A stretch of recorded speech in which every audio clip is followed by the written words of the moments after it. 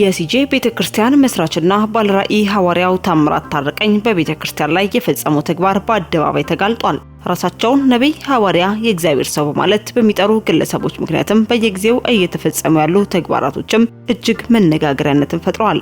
ዛሬም የቤተክርስቲያን መስራችና ባለራዕይ የሆነው ሐዋርያው ታምራት ታረቀኝ የፈጸመው ተግባርም በአደባባይ አጋልጠውታል። ሐዋርያው የፈጸመውና አማኞችንም እጅግ ያነጋገረው የቤተክርስቲያን አገልጋዮችን አንገት ያስደፋ ተግባር ምን ይሆን የሚለውንም በቆይታችሁ ታደምጡታላችሁ። በሌላኛው መረጃችን ከቅርብ ጊዜያት በፊት ከሚዲያ ራሷን አርቃ የቆየችው ተወዳጇ ዘማሪ ሶፊያ ሽባባውን በተመለከተ አዲስ መረጃ ለሻሎም ሚዲያ ደርሶናል። በተለያዩ እጅግ ተወዳጅና መንፈስን በሚያድሱ ዘማሪዎቿ የምናውቃት በወቅታዊ ጉዳዮች ላይም የግል ምልከታዋን የምታደርሰን ተወዳጇ ዘማሪ ሶፊያ ሽባባው ከሚዲያ የራቀችበትን ምክንያትና አሁን ያለችበት ሁኔታም ታውቋል። ዘማሪቷ በምን ሁኔታ ላይ ትገኛለች የሚለውንም እንዲሁ በዝርዝር ይዘናል፣ ታደምጡታላችሁ። በሌላኛው መረጃችን እጅግ አስደንጋጭ ዜና የኤፍቢአይ ቤተክርስቲያን መስራችና ባለራዕይ ሆነው ቢሾፕ ዳዊት ሞላልኝ በለንደን ሀገር የደረሰበት አደጋ እጅግ አሳዛኝ ሆኗል። ፓስተር ዳዊት በስፍራው ላይ ታላቅ መንፈሳዊ ኮንፈረንስን በማዘጋጀት ለአገልግሎት በወጣበትም በድንገት በመንገድ ላይ ሳለ የከፋ አደጋን ማስተናገዱም ተሰምቷል። የከተማው ፖሊስም ጉዳዩን መያዙም ተነግሯል። ፓስተር ዳዊት የገጠመው ምን ይሆን? አሁንስ በምን ሁኔታ ላይ ይገኛል? የሚሉትንም በመረጃ ሰዓታችን ይዘናል፣ በቆይታችሁ ታደምጡታላችሁ። በስተመጨረሻም ብፁዕ አቡነ ገብሬ የምዕራብ ሸዋ ሀገረ ስብከት ሊቀ ጳጳስ በዚህ ሳምንት ፍኖተ ጽድቅ በተባለ ኦርቶዶክሳዊ ህብረት ባዘጋጀው አንድ ጉባኤ ላይ ተገኝተውም ያቀረቡት ቃል ብዙዎችን ያስደነገጠ፣ ብዙዎችን ደግሞ እግዚአብሔርን እንዲያመሰግኑ ምክንያት የሆነ እስካሁንም እያነጋገረ ያለው ጉዳይም ሆኗል። ይህን ተከትሎም በርካታ ኃይለ ቃሎችም ተሰምተዋል። ለመሆኑ ቀጣይ የኛ አባት እጣ ፈንታስ ምን ይመስላል የሚሉትንም እንዲሁም ተያያዥ ጉዳዮችን ልናስቀኛችሁ ወደናል። እስከ መረጃው ፍጻሜ አብራችሁን ቆዩ።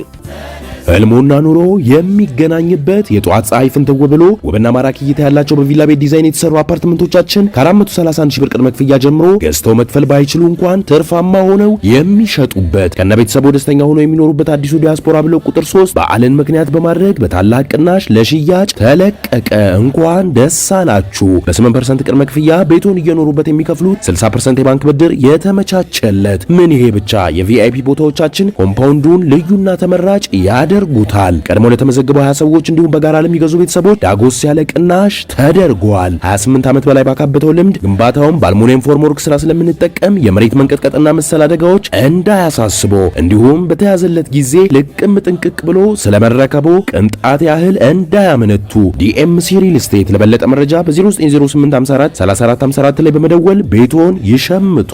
ዲኤምሲ ሪል ስቴት። አስቀድመን ወደ ያዝረላችሁ መረጃችን ስናልፍ በሃይማኖተኞች ዘንድ ፈጽሞ የሚያስወግዝ መናፍቅ አስብሎ የሚያስረግም ከቤተ ክርስቲያን ቅጥር የሚያስባረር ንግግር በታላቅ ድፍረት ተናግረዋል።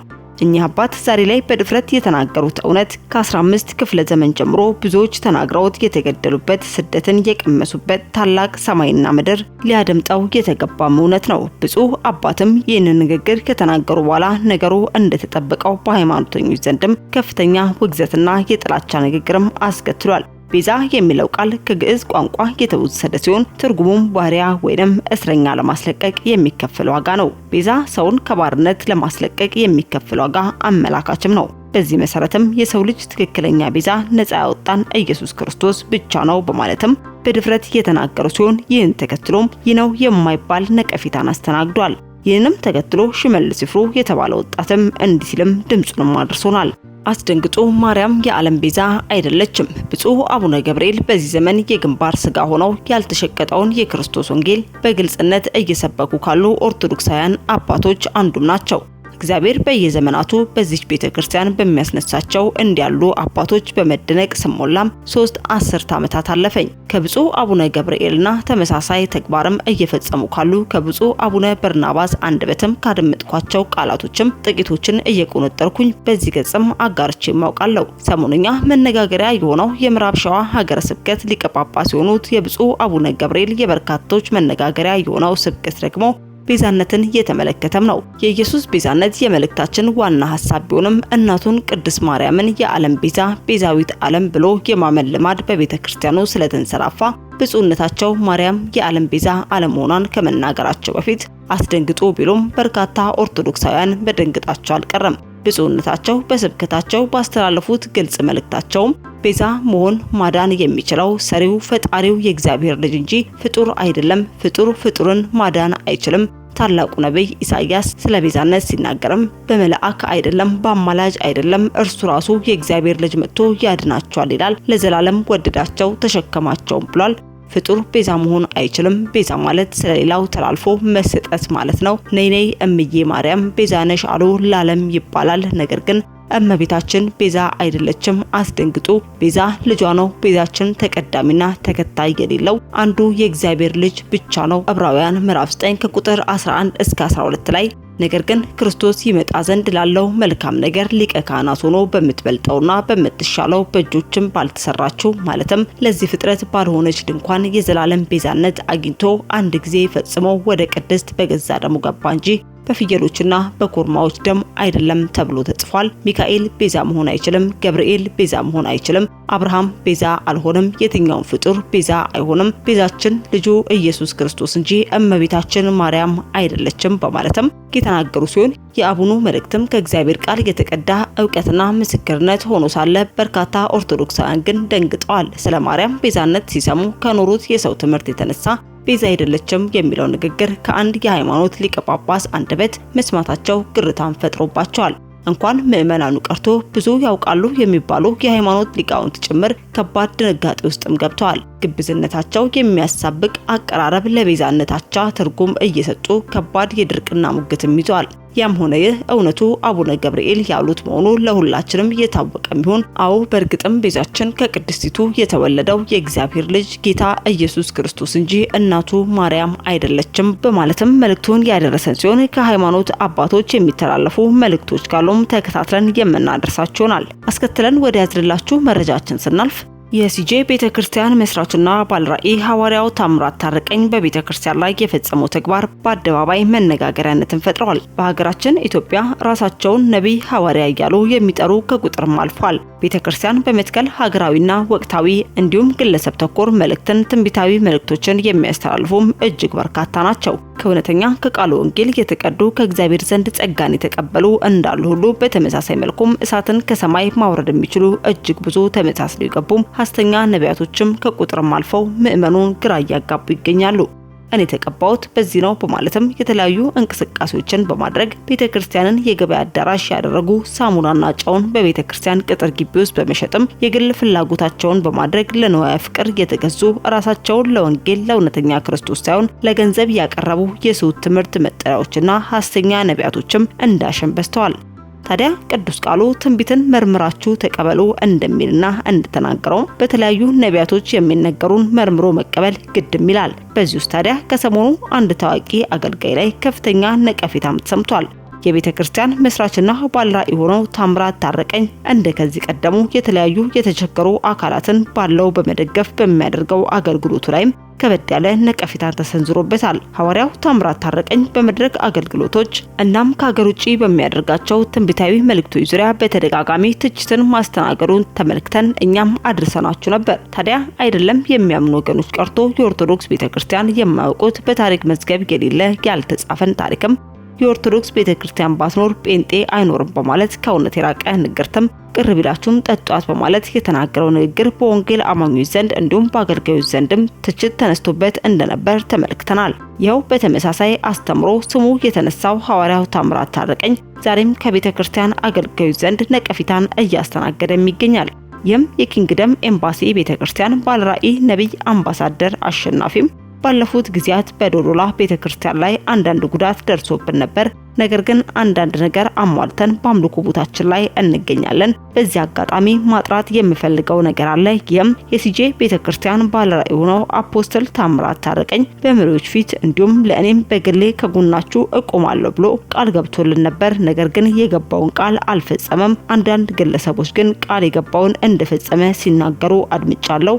ነገር ግን ጠብቄ ምንም የሆነ ነገር ስለሌለ ከሱ የተቀበለው ነገርም የለም በማለትም በሲጄ ቤተክርስቲያን ባለራዕይ ሐዋርያው ታምራት ታረቀኝ ላይ ያለውን ቅሬታ የገለጸ ሲሆን እኛም ጉዳዩን ተመልክተን ከፍርድ ሸንጎ ራሳችንን እንጠብቅ ስንል ይህንን መልእክት ልናደርሳችሁ ወደድን። ሙሉ መልእክቱ ምን ይመስል ይሆን የሚለውንም ከመልእክተኛው አንደበት አድምጠን እንመለስ። ነብይ አምባሳደር አሸናፊ ነኝ ከኪንግደም ኤምባሲ። ባለፉት ጊዜያት በዶዶላ ቤተክርስቲያን ላይ አንዳንድ ተጽዕኖች ደርሰውብን እንደነበረ ይታወቃል። ግን እግዚአብሔር ረድቶን ጥቂት ቦታ ብትሆንም በአምልኮ ቦታችን ላይ እንገኛለን። አምልኮ ጸሎት አልተቋረጠም።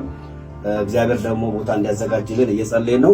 በዘጋጣሚ ማጥራት የምፈልገው ነገር የሲጄ ቤተክርስቲያን ባለራዕይ የሆነው አፖስትል ታምራት በመሪዎች ፊት እንዲሁም ለኔም በግል ቃል ገብቶልን ነበረ። ከጎናችሁ ቆማለሁ፣ የምችለው ነገር አደርጋለሁ በሚል ነገር ግን የገባውን ቃል አልፈጸመም፣ የገባውን ቃል አላደረገም።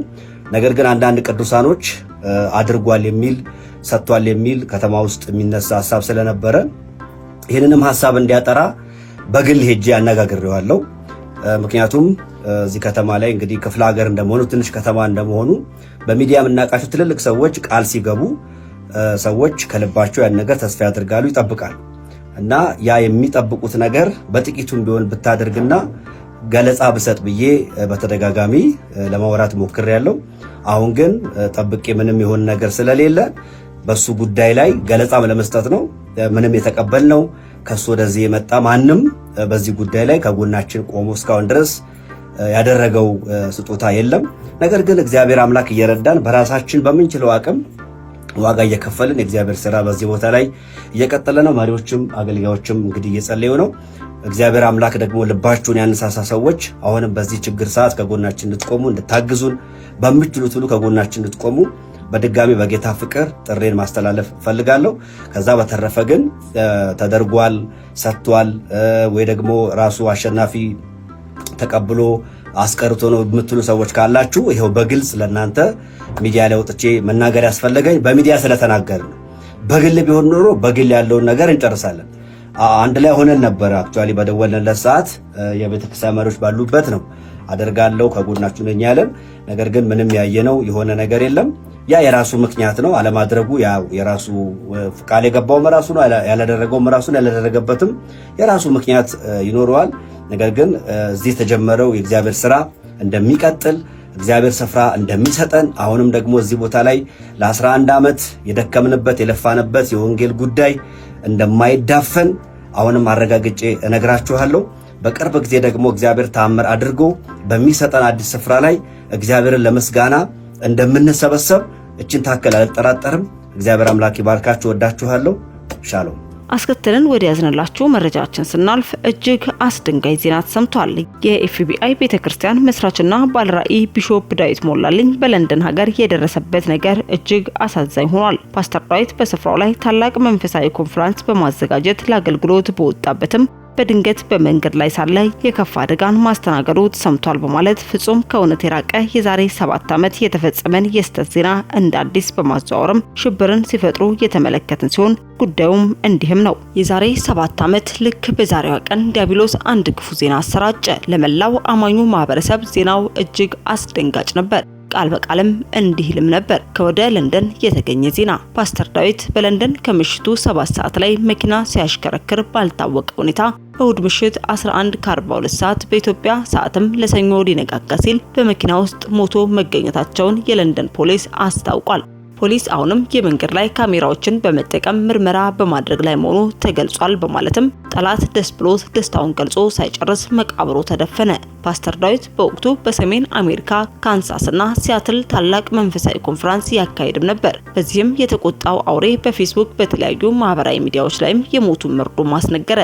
የሚገርመው ነገር ያኔ የሞቱ ዜና ቀድሞ የዘገቡት አንዳንድ ገጾችም እስካሁኗ ሰዓት ድረስ ዜናውን ከገጾቻቸው አላጠፉትም ነበር። ከድንጋይ ይልቅ የጠጠረ የልባቸው ተንኮልና ትዕቢተኝነትም በወንጌሉ እንደሚጠየቁ እንዳያውቁ ልባቸውንም ጋርዷል። ወንድማችን ፓስተር ዳዊት ሞላልኝ የምስራቹን ወንጌል ማብሰሩንም ቀጥሏል። እንዲሁ በዋዛ መሞትም የለም። እግዚአብሔር በውስጡ ያስቀመጠው ራዕይ አሟጦ እስኪጨርስ ድረስ ንቅንቅም የለም። መጽሐፍ ቅዱሳችን በመዝሙረ ዳዊት ምዕራፍ 91 ቁጥር 16 ላይ ረጅም እድሜን አጠግበዋለሁ ማዳኔንም አሳየዋለሁ ተብሎ እንደተጻፈ በፓስተር ዳዊት ላይም በተለያዩ ማህበራዊ ትስስር ገጾች ላይ ከወዲህ ወደዛ የሚዘዋወሩ መልእክቶችም የስተት መረጃ መሆናቸውን ልናደርሳችሁ ወደድን። በስተመጨረሻ ወደ ያዝንላችሁ መረጃችን ስናልፍ ተወዳጇና በብዙ ዝማሬዎቿ የባረከችን አንጋፋ ዘማሪት ወንጌልን ገጠር ከተማ ሳትለይ የሰበከችው ዘማሪ ሶፊያ ሽባባው በድጋሚ ብቅ በማለት መልእክቷን አጋርታናለች። ከዚህ ቀደም በወቅታዊ ጉዳዮች ላይ የግል መልእክቷን የምታደርሰን ዘማሪ ሶፊያ ሽባባው ምክንያቱ ባልታወቀ ምክንያት ራሷን ከሚዲያ ማጥፋቷ የሚታወቅ ሲሆን ይህን የተመለከቱ ግለሰቦችም በሚሰነዘሩት ጥያቄ የተነሳም ከጥቂት ጊዜያት በፊትም ወዳጆቼ ከሶሻል ሚዲያ ዘወር በማለቴ አንዳንድ ሚዲያዎች በሚጽፉት መላምት ለምን ጠፋች በማለት የተጨነቁ ወገኖቼ ስልክ እየደወሉ ደህንነቴን እየጠየቁኝ በመሆኑ ፍጹም ደህና እንደሆንኩና ከሚዲያ የጠፋሁትም ለራሴ ጊዜ ለመውሰድና በግል ጉዳዮች ላይ ለማተኮር እንዲረዳኝ ነውና የምትወዱኝ የኔ ደህንነት የምትወዱ ወዳጆቼ ሁሉ ከሶሻል ሚዲያ የተገለልኩት በሰላም መሆኑን ማሳወቅ እወዳለሁ፣ ተባረኩ በማለትም ምላሽን የሰጠች ሲሆን አሁን ላይ በድጋሚ በማህበራዊ ትስስር ገጿ ላይ ብቅ በማለትም መልእክቷን እንዲህ ስትል አድርሳናለች።